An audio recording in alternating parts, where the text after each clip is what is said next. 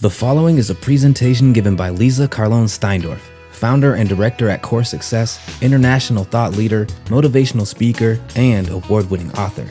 The concepts and practical tools that Leeza shares help people around the world to transform their limiting beliefs and behaviors into lives that are inspiring, empowering, and meaningful.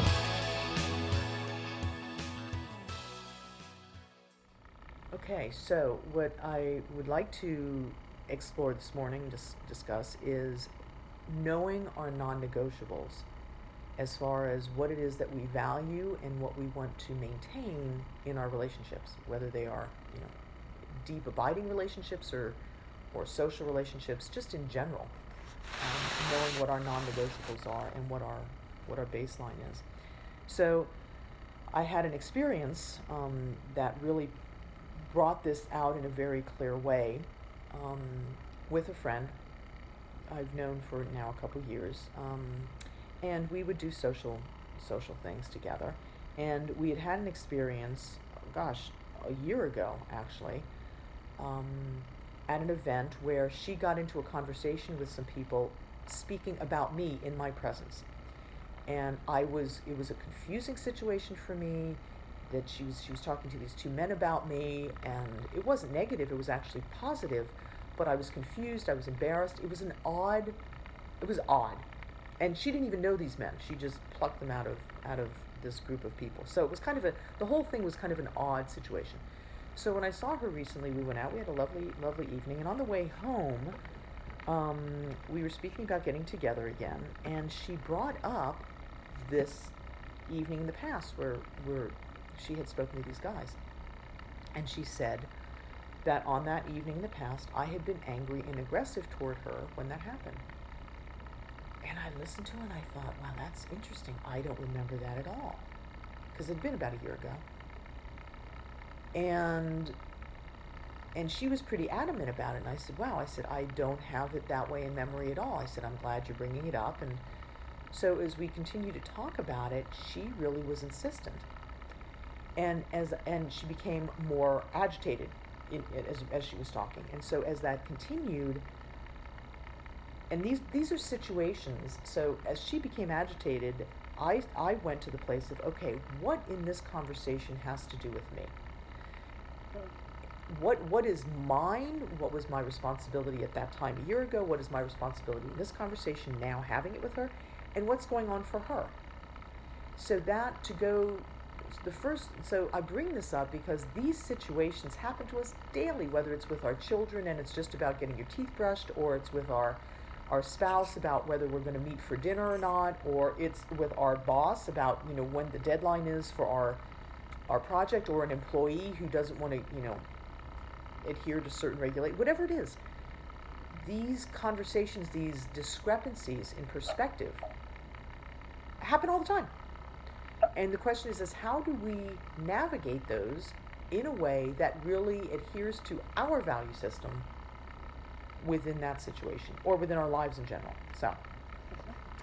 So what I did was I sat there and I thought, wow, that's so interesting. First of all, that she had this completely different perspective and is insisting that I was angry, and now she's getting agitated. Like, what's going on? So I asked myself, I went internal with that internal orientation of what's mine here. And what I recognized was, and I said this to her, I know, having grown up in a house of violence, that when I get confused or embarrassed or uncomfortable, I can appear angry, or I can appear agitated.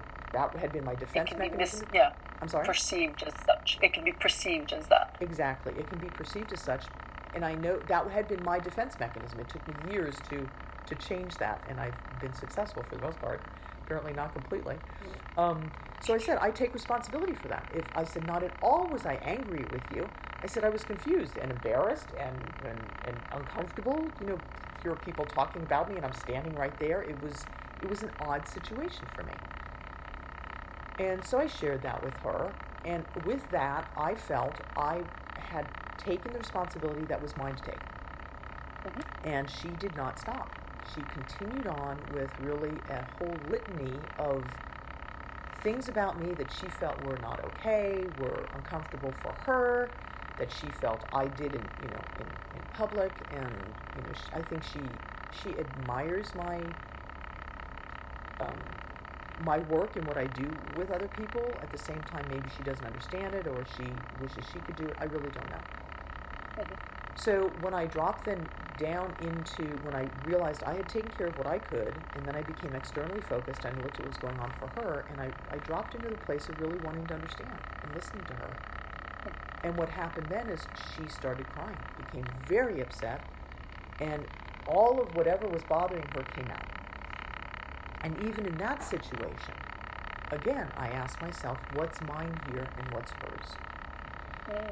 And so as I navigate, so that situation alone, I think, is an exercise in how does one deal with conflict. But beyond that, which is what I wanted to speak with you about today, is looking back on that.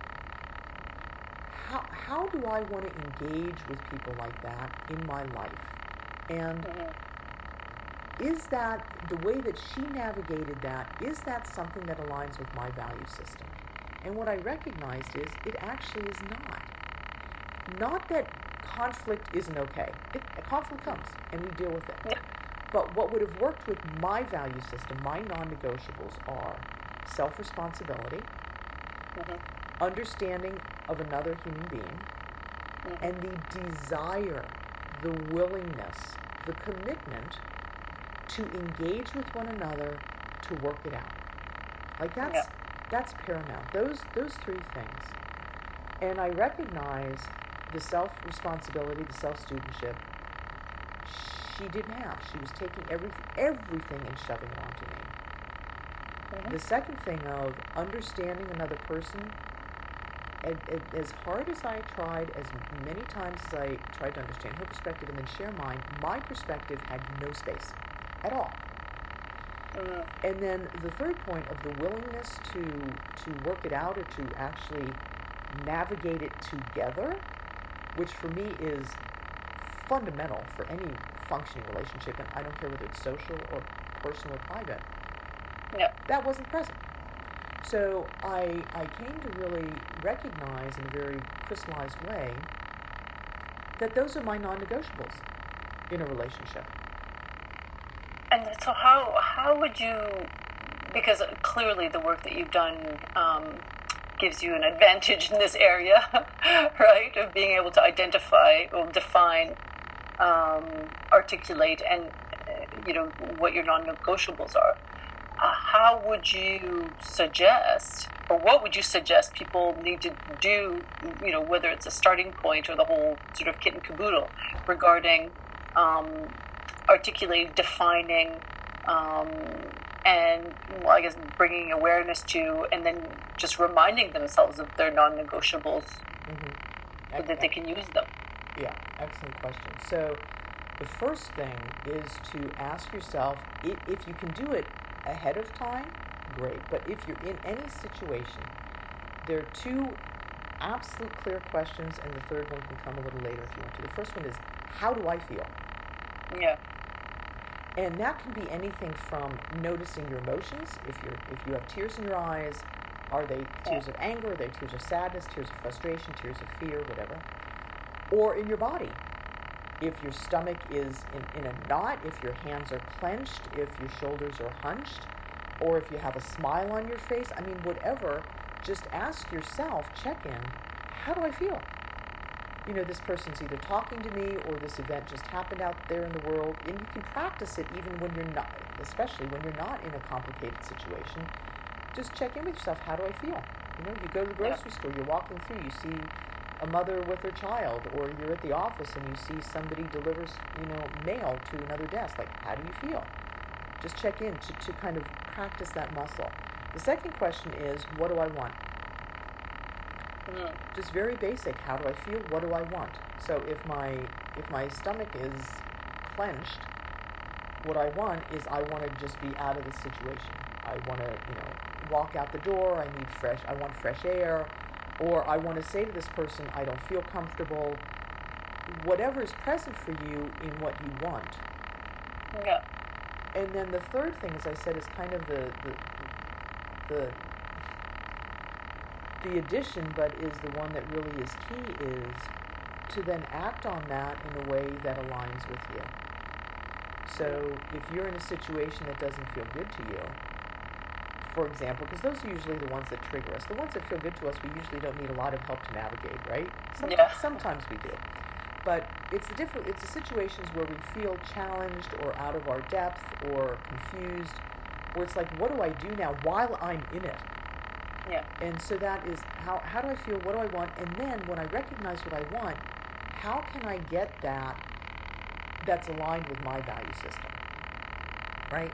So, for example, if I take this example and I kind of break it down that way, what I realized when I asked myself, what of this is mine, and I recognized how do I feel, is I felt uncomfortable with her attack. It really was an attack in how she expressed it. It wasn't calm. So I felt uncomfortable, and what I wanted was to understand. That's my usual go-to, is I wanted to understand. And when I understood what was mine and what was hers, when I was able to separate those, then what I recognized what I wanted to clarify. She was not willing. So then the next thing is what do I want now, right? So I just keep with that one. And what I wanted to do was I wanted them to end the conversation. However, I was driving. So I could have stopped the car and said, get out of the car, but that's not aligned with my value system, right? So I just kept asking myself, what do I want? I just want to be calm. I want to understand, and I want to take care of myself in this situation. And that's how then I navigated it. And at the end, then as I said, she kind of had she got very upset, and I recognized that she had a lot of stuff going on for herself. And so I was able to talk to her, but from a place of taking care of myself, of just wanting for myself to feel calmer. Yeah. So now, that's kind of as you said earlier, that's kind of a high-level navigation of a challenging situation. It's taken me a couple decades to be able to have that kind of, mastery within a conversation. So literally mastery, literally, that is. In that situation, yeah, it was. So, but what I recognized, and that's why I wanted to talk about this, is what are the components that go into that? And and for me, there's the non-negotiables or my value system, and then there's the skill set. So the value system, as I said, was, somebody takes own responsibility.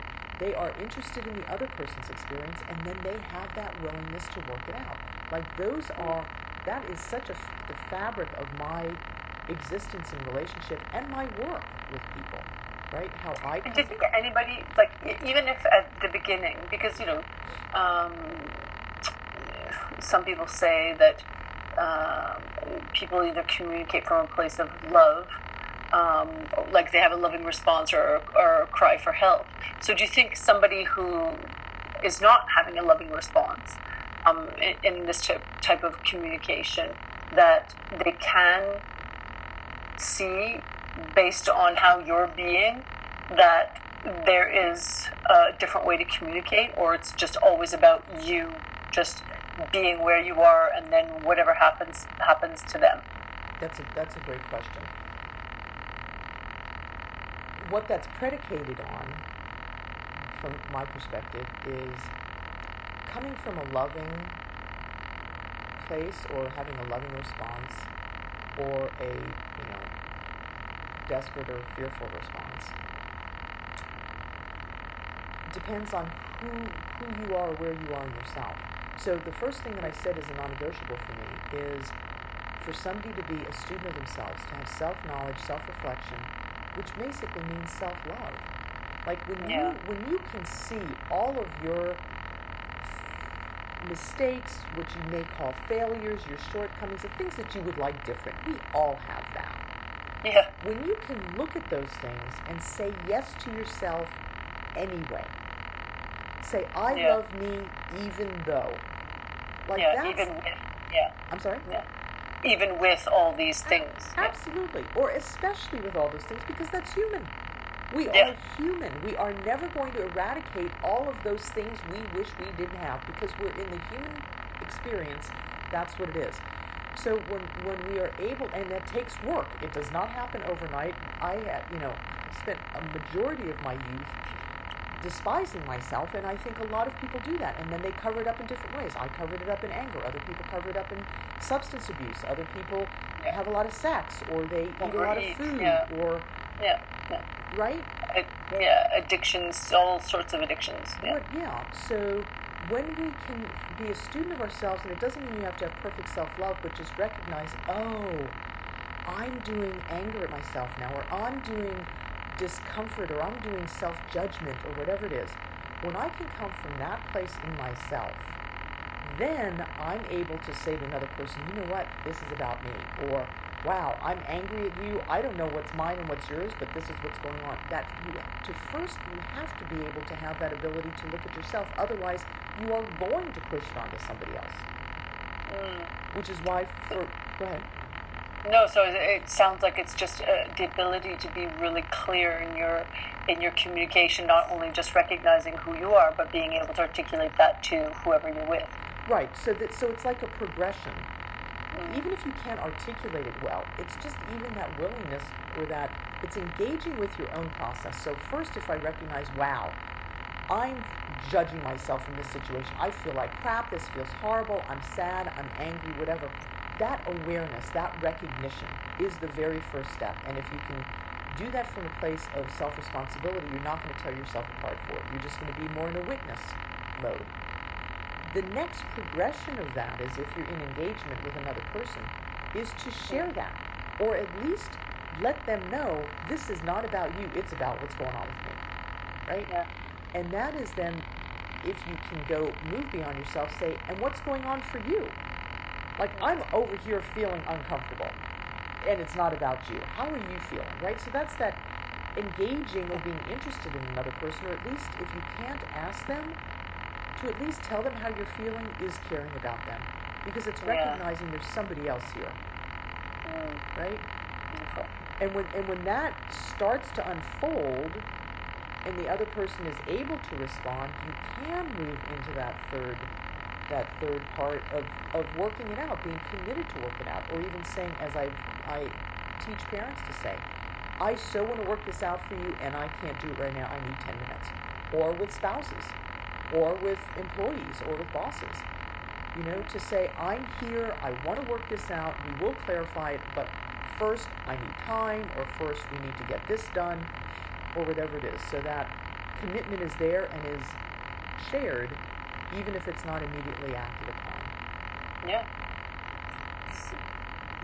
It just sounds like there's a whole lot of very simple yet powerful communication, with acceptance and openness to hear and learn and see not only what's going on for you, but for the person in front of you at the same time. Absolutely. And I think it's like a revolving door. The communication is there, but where one really needs to start is with one's own awareness. So if something's happening out there, there's an argument, or somebody says something, there's an event in your life, you come to that internal orientation, ask yourself, how do I feel? Like, what's going on for me right now in this situation? And when you are clear on that, then you can ask yourself, what do I want? Well, I want to feel better, or I don't want to feel this way, or I want to tell him or her that. And then you go into the next phase is, then what do I want, and what am I going to do with that? Is that aligned with what's going on for me? Well, and that raises also a very interesting question, because what do you do with that, right? Because what you talked about is non-negotiables. Mm-hmm. And so if we come from the place that it's always about, that person, the communicators, we'll call it the communicator's wounds, or the communicator's suffering, right? And you're in the face of that, you're receiving that. So you know that it's not about you, it's about them. So how do you know the difference between the people that you want to maintain, like, a relationship with, for example, in your situation with this friend, or not? And that's why I was talking about non-negotiables. That's the place where one can only clarify for themselves. To know what is my value, And how is that in relation to how I'm being valued? Right? And if I feel like if this is a one-off with this person, I know I'm generally valued, but we're having an issue, boy, that's a relationship I want to continue to hang with. If it's consistent, then I want to find out what is going on here. Like, how am I really being valued? Or even if I am being valued, does this person have so much going on in themselves or in their lives that it's so uncomfortable for me that it's not something I want for my life right now? Like, right. I want to take a break. Or, as often happens in what they call dysfunctional relationships, and you're part of that system and you want to extract yourself from that system, you say, wow, this is a pattern. Yeah. I know I've now come to know my own value, or I'm trying to know my own value, and clearly it is not being valued here. I don't want that in my life anymore. In order for me to really know my value and have the world reflect back my value, this is a relationship or a job or a situation that I no longer want in my field, because it's not going to permit me to have that value reflected back to me. And that's the growth, okay. That's what I mean with non-negotiable. Got it. And in order to, and it's a very bedrock experience. It's where you get to a point that you are not going to any longer flip and flop. It's a claiming of yourself and saying, I know I'm not perfect, but I love who I am, and I know I'm valuable, and I bring value, and I'm loving, and I bring love to the table, with all of my warts and bumps and things like that. Sure. And I want that reflected back to me. I want somebody to see me and say yes to me. Because I want to say yes to me. I want to continue to say yes to me. So what are the non-negotiables in my life as far as people, actions, habits, relationships, locations, whatever it is, that are going to align with what I want and who I am, and what no longer do. And that I keep those knowing those non-negotiables as my guidance system. And what's beautiful about what you just said is that then it's not about rejecting or pushing people away. You're making it about powerfully empowering yourself and attracting what you want in the world, and not having to tolerate, exist in the realm of what doesn't work for you. So it's literally like, I prefer blue or green than orange and pink or whatever people choose, and there's no other reason other than that's just what I want for me. Oh, I love that. Beautifully said, Linda, and that is precisely something we've spoken about before in independent love, or what you call unconditional love. I call independent love, because I don't have to make them wrong. I don't have to retract my love in order to choose me. Yeah. I don't have to do that, but I definitely will set up conditions around how I'm going to keep my value upheld in my life, in relationship, and with these situations. And I don't have to make anybody wrong or tear anybody down to do that. Yeah, that's so awesome. That's so awesome. And you get what you sow, right? You reap what you sow. So the more love and compassion and generosity you give people, regardless of how they're being, the more you're going to get back in return anyway. So that's amazing. This is true, and I just want to add a caveat to that statement. You don't get it back necessarily from the same place you give it. That's right. And in addition to that, I do believe that when you live your value in the world, it will be reflected back to you. But interestingly enough, just like you don't find diamonds lying on the street, you may find a lot of leaves. The diamonds are rare. So the more that you value yourself as that diamond, or as something special in the world, the fewer people you may have in your life, but they will reflect it back to you. Yeah. So, and again, if you're going to have those non-negotiables, to know that, yes, I would rather have, let's say 5 dear friends spread around the globe that I see rarely, rather than 25 warm bodies around me consistently that really don't get or reflect back my value. Yeah.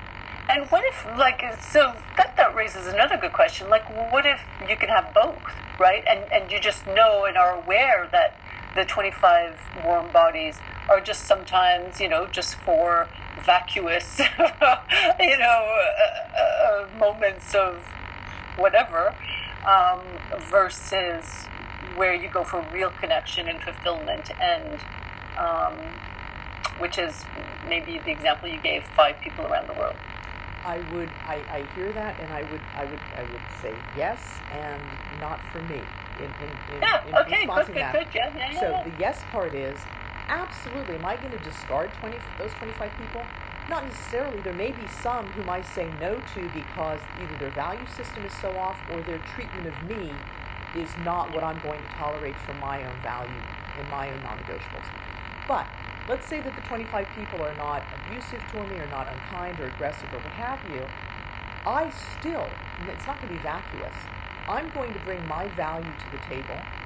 I'm going to appreciate their value. I'm going to up-level whatever relationship is there. Now, I'm not expecting them to be where I am, but I'm going to engage with them from my place of value, which is an automatic selection process, because a lot of those 25 will fall away, but some of them will still show up as best they can or as much as they want to engage with me, but I'm not going to engage from, let's say, their level of non-valuing me. I'm going to be conscious about engaging from my knowledge of my own value and seeing their value. And sometimes you can just, and sometimes you can just engage with different people for different reasons, like just to have fun, right? Or just to maybe some people you engage with for, purpose of spirituality, versus some people you're just out to have, like, fun, Absolutely. period, whatever that looks like. Absolutely. And again, I come back to that value system. I went out over the winter break with some friends to a movie that they all wanted to see, and I go to the movie, and it was so violent. It was so off the chart for what I'm used to, and I grew up in violence. For me, it's not entertainment, period, and never will be. But I wanted to be with them, so we're in the film, and at some point, my heart was racing. I was so uncomfortable. I thought, why am I sitting here? So I chose for myself to leave. And I turned to them and I said, I'll meet you, down the street at the coffee house when you guys are done. I got up and left. So that's what I'm speaking about, is I took care of myself according to my value system. And I'm not throwing them out. That's something they enjoy. Great. So we met for coffee later and it was all fine. But I didn't have to subject myself to something that did not feel good according to my value system. That's brilliant. I'm sorry? Yeah. That's brilliant. Yeah. Because and that comes back to the fact that you're able to identify what works for you and still love other people, even if they don't love the same things as you. Yep. This has been a presentation by Leeza Steindorf. You can find out more about Leeza's work and contact her at leezesteindorf.com. Thank you, and be well.